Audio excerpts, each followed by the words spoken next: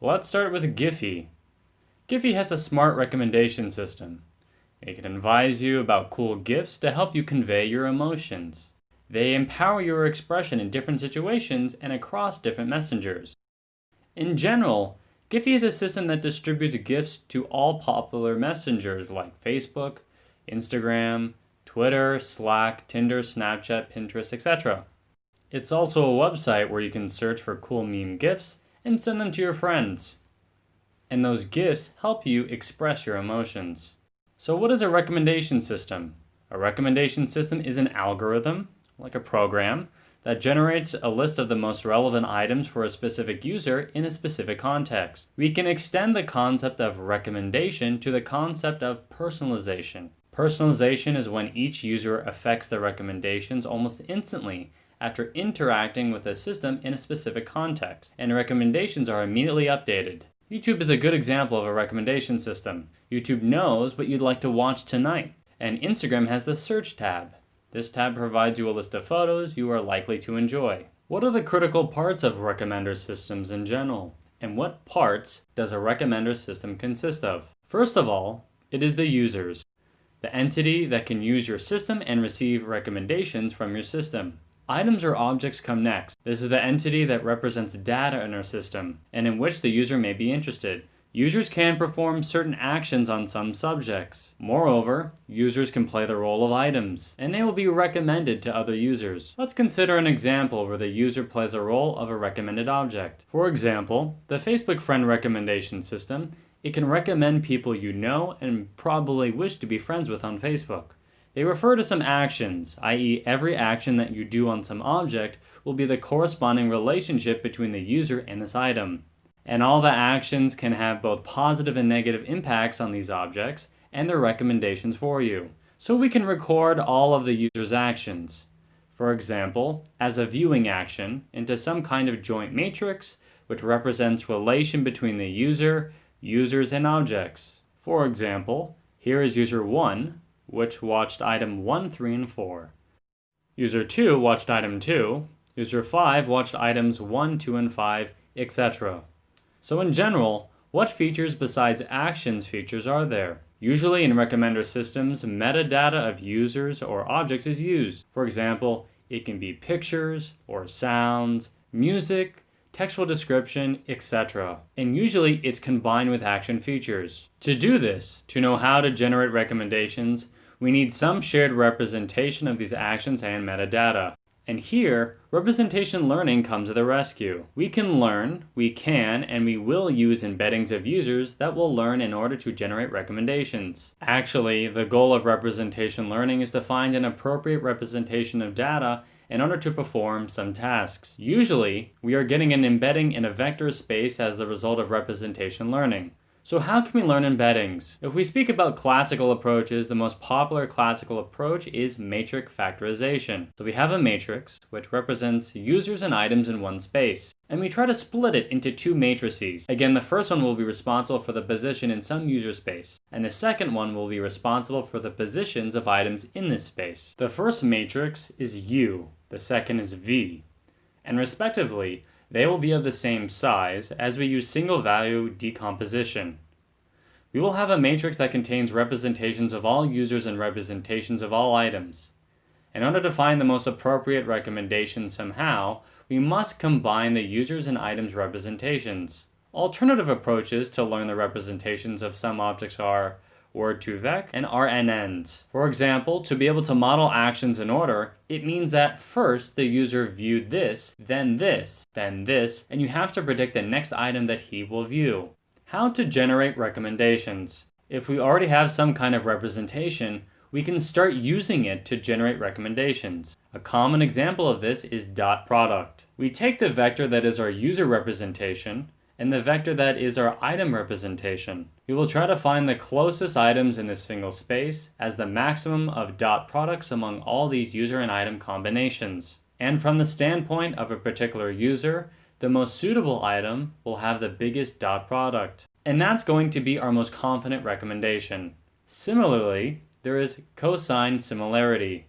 If our vectors are not normalized, Euclidean similarity, based on Euclidean distance, as well as Manhattan similarity based on Manhattan distance. In other words, based on the absolute value of the difference between vectors.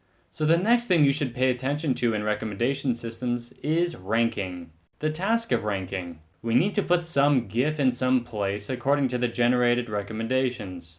We need to determine the order of showing them to users. In general, ranking can work in the next three, as I see it, ways. First of all, we can use the prediction score that we generated for recommendations and use it for ranking, as a coefficient based on which we will sort our recommendations. Another way is to train the recommender system to jointly generate and rank recommendations. This includes choosing some loss function that upranks positive interactions and downranks negative ones. But the third approach, in my opinion, would work better in terms of performance and speed. This approach involves breaking down our generation and ranking process into separate steps. For example, speaking about the GIF corpus, we have a set of GIFs, about 50 million of them. Among those, we know how to generate cool candidates, let's say 1,000 or two. And then we need to rank them. But there is no need to rank all 50 million GIFs for every specific user or request. We only have to do this for some small subset, for example, around 2,000 elements. The next problem that often arises in recommender systems is the cold start problem. And it's a common occurrence in our system when there are some new items or items that users rarely interact with. But still, we need to recommend them. In this case, we should leverage the metadata of users as well as items. But how do we know that a recommender system even works? Whether or not it's even good?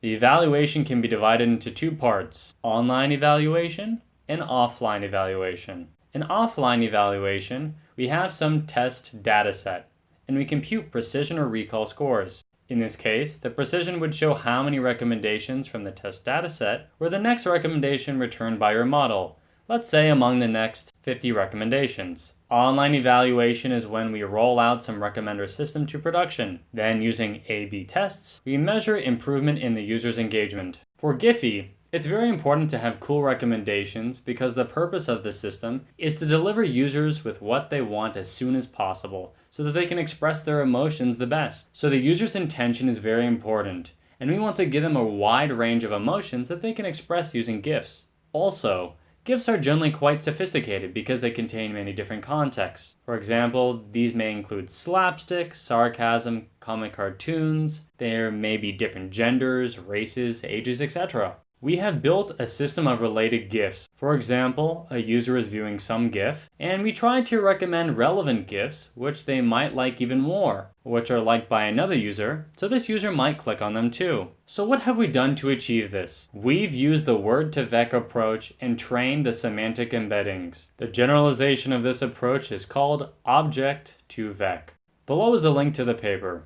What data have we used? There is an anonymized dataset of all user sessions. This means that we know when each anonymous user comes to the website and clicks on some GIFs, goes on to view other GIFs. We can build a session from this. Each line here represents a sequence of GIF views, and we represent it as a sentence, similar to what we do with words. And we try to learn the representation of each of those words in some vector space, again as word-to-vec does. And how does word-to-vec work in a nutshell? We feed a word into the network and try to predict its neighbor of this word, or vice versa. There are two types of models, skipgram and CBOW. The skipgram tries to predict the context when given the word, CBOW, the word given the context. In general, this link provides a clear explanation of word-to-vec and very compact code. Moreover, if anyone is interested in diving deeper into the algorithm details, this article, or blog post, is strongly recommended to take a look at. Perhaps some of you haven't heard about word-to-vec, though it's very unlikely. Okay, and now model training. How do we do it? We take a GIF and choose some sliding window size. In our case, a window of size 3 performed the best. We generate some training pairs, and using them, we get embeddings. After that, we need to mention the evaluation stage. We calculated precision on the top of 50 predictions. That is, we have an example session, a test session. We built validation pairs, for example. We took the word J and its context and checked if the next word, the next gift after the first one, belongs to the top 50 recommendations from this embedding. That is, 50 approximate nearest neighbors of this GIF. This is how we calculated top 50 accuracy and use it for hyperparameters tuning. And actually, as a result, we got a really cool semantic space of GIFs. For example, we take a GIF with a running dog, subtract from its embedding the one of a standing dog, and add one of a cat. And what we get is a GIF with running cats. And it really shows that the model learned certain semantics, and that the users, who surf the site in general, know exactly which GIFs they want to get. Also, a very cool example that I really liked, there is a GIF with fish in water. We subtract from its embedding the one of water, and add the one of air, and get a GIF of a flying bird. It's a bit of a strange bird, but something like that. It's really cool that it understands other concepts as well, such as cartoons. For example, we have a GIF of a politician who is speaking to the camera. We subtract from it the concept of filming, add some cartoon, and get a GIF with a politician. I'm not quite sure that he is a politician, but for sure it's a man in a jacket who looks like a politician, but in a kind of cartoonish style. And another nice example is this one, I like it. There's a girl who is smoking. We subtract a woman and add a man. And as a result, we get a man who's smoking. Although it is worth mentioning that the smoking girl looks much more attractive than the smoking man. What other interesting things did we find in this learn space? A very interesting fact is that without knowing any GIFs, metadata, and without having any tags, descriptions, or any visual information, our embedding is able to precisely separate, for example, cats and dogs with almost linear boundary. Another cool thing with semantics came up whenever I was trying to search almost any concept and visualize results. Every concept's results could be split into two clusters. The first cluster was of GIFs filled with action, humor, comedy, somebody slaps somebody, and whatnot. And another cluster would be something more in the line with postcards or whatever that person would send you on LinkedIn. Unlike action GIFs, which are packed in this large cluster, where there could be a dancer jumping out of a cake, and in the smaller cluster, it would just be plain happy birthday, here's a postcard. And that happens for a bunch of concepts. I like the case for the phrase good morning. Here once again, a large cluster corresponds to action GIFs, and this smaller GIF is more along the lines of, well, unfortunately, morning is here. Next, we have to solve a problem of cold start. GIFs are usually used to convey emotion or display action. It would be cool to have a model which can visually identify actions from videos. Fortunately, there is such a model. It's called Moments in Time, and it was developed in IBM Watson AI Lab. First of all, Moments in Time is a huge dataset containing 339 actions and lots of training data. They also trained a model on this data. It can distinct following cases like drinking, sleeping, digging. The output of this model is a vector of length 339 that can be used as embedding for GIFs. The nearest GIFs of this embedding will contain visually similar actions. Their model is based on TRN, Temporal Relation Network, and it works as the following. We take a short video, split it frame by frame, and feed some of the frames through CNN. For example, the first CNN takes 1st and the 9th frames. The second takes 5th and the 10th, and the third CNN is being fed frames for numbers 3, 8, and 12. We get some output features from CNN. Let's suppose it's ResNet 50. And after that, we train some fully connected layers for this, and this, and sum the embeddings up. So this common embedding from all these different frames can get us a good idea of what's going on in the video and what was changing. The next step would be, okay, we have these MIT embeddings, and we need to get initial recommendations somehow. We didn't want to use an embedding of action directly, meaning we didn't want to just take GIFs that were closest in terms of MIT embedding space. We decided to do the following. Train mapping from the moments in time to our GIF2vec embedding space. Indeed, it can be done with the following approaches. The first easiest approach is to solve the orthogonal Procrustes problem, the same path that Facebook research uses at Muse, if anyone has seen the paper. But I think most have seen it. It's the one where they trained multilingual unsupervised or supervised word embeddings. In fact, they took some embeddings from one language, some embeddings from another language using direct one-to-one word mapping as supervision, tried to approximate the missing words in one language or another. In the supervised approach, they did the same thing we did for GIFs. For example, we have A, the MIT embeddings matrix of moments in time, B, the gif2vec embeddings matrix, and we need to find some R mapping. For now, we've just taken linear mapping. Accordingly, the solution to the Procrustes problem is as follows. If we take and multiply some matrix B that we need to transfer data, multiply by transpose matrix A and apply single value decomposition to the product, and multiplying U and V by single value decomposition matrix, we get orthogonal mapping from MIT embeddings to Word2Vec embeddings. Proof that this is a solution is quite simple. It's quite literally a few lines long and can be found on Wikipedia. Look it up, it's very simple. I really liked it, and it was pretty cool. And here are examples of how well it works. For example, we get a pivot GIF for which we do not have a point in our Word2Vec, gif2vec embedding space. We feed it into the MIT model and get an embedding.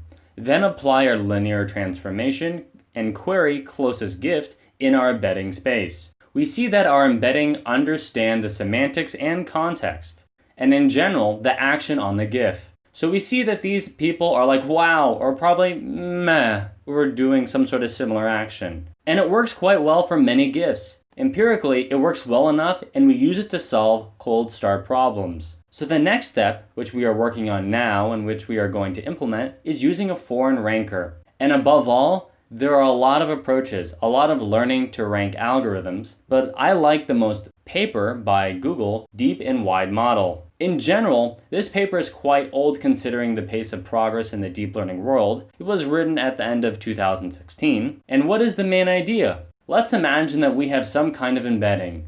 We train some embedding space with our deep model. And usually embeddings include similar elements around with similar concepts in this vector space. But for example, if we consider food embedding, right? So we will have a cold latte and a hot latte very close in the same space. But if a person wants hot tea or hot coffee, then they don't want to get a cold coffee as a recommendation.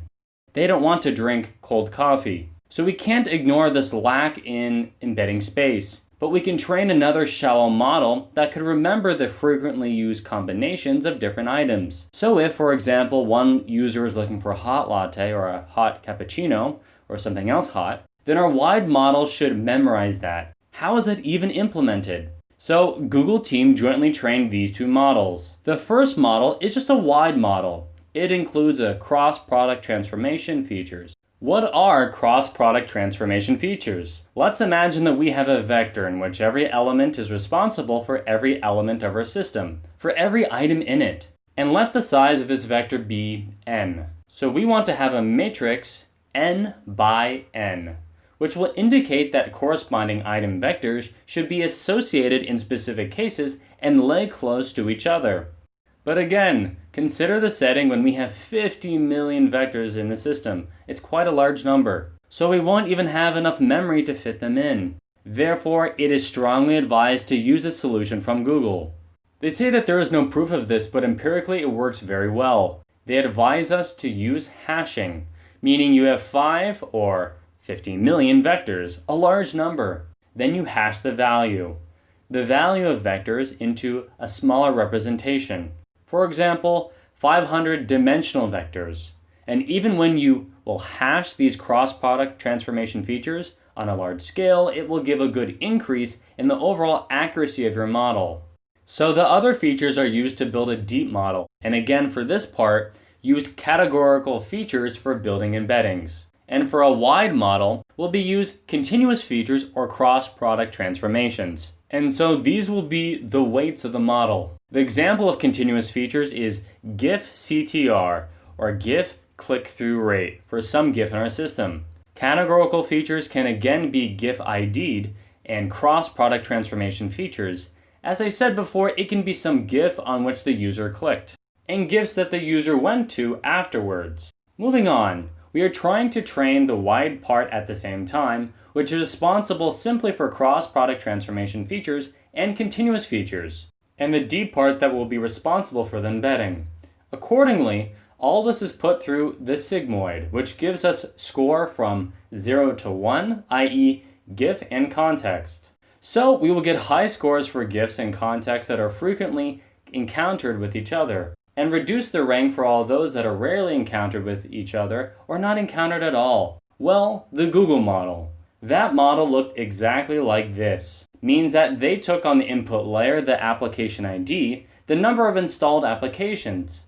They took how many sessions were reviewed, showing the embedding for user demographics and devices class, and observed and sent to embedding cross-product transformation features, which programs the user installed and on which they looked. Accordingly, these all were thrown in and learned from this embedding. Wide representation. They put it into logistic loss and were getting some score. Thus, they counted and considered it as some kind of score from 0 to 1 and used it later for ranking. And we're going to implement it. We're already doing it, but we haven't shipped it into production, but it works pretty cool. So what tools did we use for building the recommendation system? In order to train Word2Vec, we use GenSim. It's quite simple, and we applied only grid search to get the actual hyperparameters there, like the size of embedding, etc. Furthermore, I strongly advise against using the default GenSim approximate nearest neighborhood search. It uses the annoy lib, and this lib works on the LSH algorithm and is as slow as a snail. I highly recommend looking at some other tools and using other approaches. The HNSW, Hierarchical Navigable Small World Graphs algorithm is really cool. It is built on graphs. Accordingly, you can get an index where you can quickly find the items you need without too much hashing. I won't go into detail about these algorithms, they're quite large and we are omitting them. But I can say that it is implemented in MMSlib and FAISS by Facebook